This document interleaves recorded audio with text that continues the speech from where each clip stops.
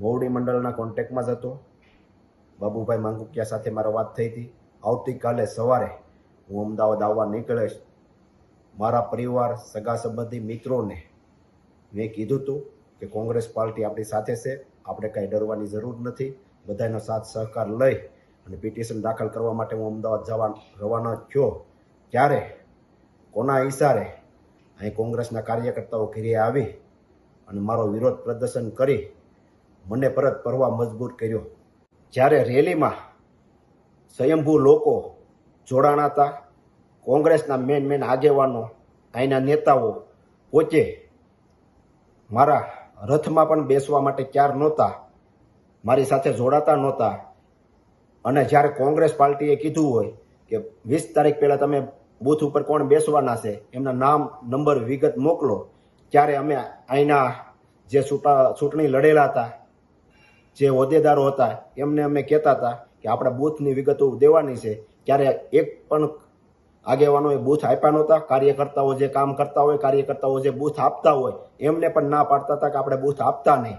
અને પબ્લિક પણ જાણે છે કે આમાં જે અત્યારે વિરોધ કરે છે એ પહેલાં ભાજપ સાથે બેસી ગયા હતા અને એક પણ અમારી સભાઓમાં કે અમારી સાથે ડોર ટુ ડોર એમાં એક પણ અહીંના આગેવાનો આવ્યા નહોતા. અત્યારે ખાલી વિરોધ કરવા બેસી ગયા છે. અગાઉ પણ એ ફૂટી ગયા હતા અને મને એકલો મેકી દીધો હતો. પ્રસાર પણ હું એકલો કરતો હતો. 2017માં મારી ટિકિટ આવી, કપાઈ ગઈ. ત્યારે પણ ભારતીય જનતા પાર્ટીનો ઓફર હતી કે ભારતીય જનતા પાર્ટીમાં જોડાઈ જાઓ અથવા અપક્ષ લડો અથવા કોંગ્રેસ વિરુદ્ધ નિવેદન આપો.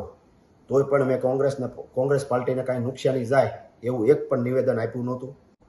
ગઈ વિધાનસભામાં ભારતીય જનતા પાર્ટી દ્વારા એવી ઓફરો આવતી હતી કે તમે પ્રસાર ધીમો કરો, કાર્યાલય બંધ કરી ગયો, ડોર ટુ ડોર જવાનું બંધ કરો, સભાઓ ઓછી ગયો.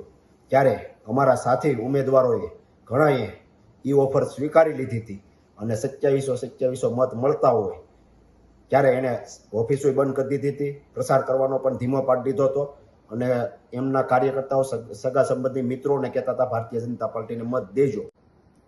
પરેશભાઈ ધાનાણી જ્યારે પહેલી સભા લેવા સુરત મોટા વરાસા આવ્યા ત્યારે કોંગ્રેસના આગેવાનો દ્વારા કોંગ્રેસનું ટેજ ટૂંકું પડતું હતું.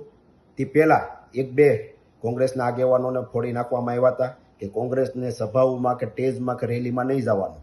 ત્યારબાદની બીજી સભાઓમાં તમે જુઓ તો કોંગ્રેસના એક પણ આગેવાન કે એક પણ અહીંના ગણા ગાંઠા નેતાઓ મારા ટેજ ઉપર કે મારા ડોર ટુ ડોર કે મારા સભામાં નહોતા આવતા, સિવાય કે 1-2 આગેવાનો.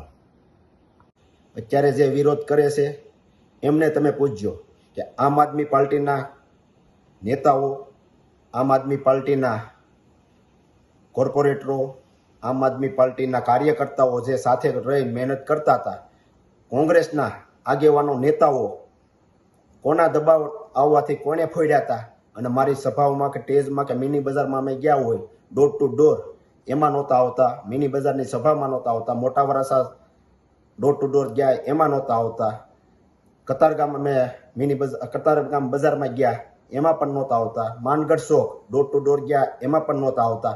અત્યારે જે વિરોધ કરે છે આમ આદમી પાર્ટીના નેતાઓને અમે ટેજ ઉપર બોલાવી અને પ્રસાર કરતા હતા, સભાઓ લેતા હતા. ત્યારે કોંગ્રેસના આગેવાનો વિરોધ કરતા કે આમ આદમી પાર્ટીને તમે કેમ સાથે રાખો છો? ત્યારે હું કહેતો આપણે ઇન્ડિયા ગઠબંધન છે એટલા માટે આપણે આમ આદમી પાર્ટીના નેતાઓને સાથે રાખવા પડે, આમ આદમી પાર્ટીના કોર્પોરેટરોને સાથે રાખવા પડે. એમને મત મળ્યા છે, એ આપણો પ્રસાર કરે છે તો આપણે એમને સાથે રાખવા પડે. તો ક્યારેક કોંગ્રેસના અહીંના ગણી ગાંઠે નેતાઓ એમનો વિરોધ કરતા હતા કે એમને સાથે રાખવામાં એ તમને હું જીતાડી દેવાના છે. મેં પ્રતાપભાઈ દુધાતને અનેક વાર કીધું તમે સભાઓમાં મારી સાથે આવો, તો એમણે કીધું હું ફોર્મ ભરતી વખતે તારી સાથે આવે, તું અમરેલીની તારીખ પછીની તારીખ લેજે. ત્યારબાદ પ્રતાપભાઈ દુધાતને પૂછી અને પછીની મેં તારીખ લીધી. ત્યારે મારો ફોન નહોતા ઉચકાવતા. મેં મોવડી મંડળને જાણ કરી, પ્રતાપભાઈ દુધાતને કહ્યો કે મારો ફોર્મ ભરવા જાય એમાં હાજરી પુરાવે. ત્યારે પ્રતાપભાઈ દુધાત પણ આવ્યા નહોતા અને જે મારી નાખવાની ધમકી આપે છે એ જો હાજર હોત તો આ પરિસ્થિતિનું નિર્માણ ના બન્યું હોત. હું ચૂંટણી જીત્યો કે હાર્યો, વરાસા રોડમાં કોંગ્રેસની કાર્યાલય સતત ખુલ્લી રાખી. કોંગ્રેસને જીવતી રાખવામાં વરાસા વિસ્તારમાં મારી કાર્યાલય સતત ખુલ્લી હતી અને ખુલ્લી રાખી હતી. હું એક પણ નિવેદન એવું નહીં આપું જેથી કરી મારી કોંગ્રેસ પાર્ટીને કાંઈ નુકસાન થાય. આ બધું થયું હોવા છતાં હું કોંગ્રેસનો સૈનિક છું અને રહેવાનો છું. મને મોવડી મંડળ ઉપર વિશ્વાસ છે.